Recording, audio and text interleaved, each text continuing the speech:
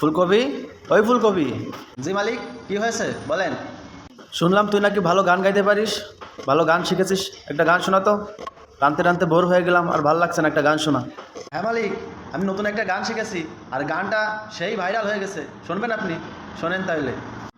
हम है तुम है मुलाकात करेंगे तुम है हम है मुलाकात करेंगे মালিক, ও মালিক, এই ফুলকপিটা কিন্তু নিষেধ করেন আমার নিয়ে গান বলতি।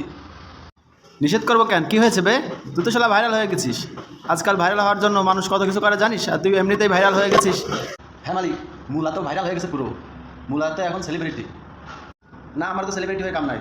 তোকে বলে দিচ্ছি, তুই কিন্তু আমার নিয়ে আর গান গাইস না, তাহলে কিন্তু এরপর খবর আছে। আবে শালা, কি বাংলা ছবির ভিলেনের মতন ডায়লগ ছাড়ছিস, খবর আছে। পারলে তুই একটা গায়ে দেখা। মালিক, আপনি কি চিন্তা করেছেন আমি ওদের গান টান পারি না, তাই না?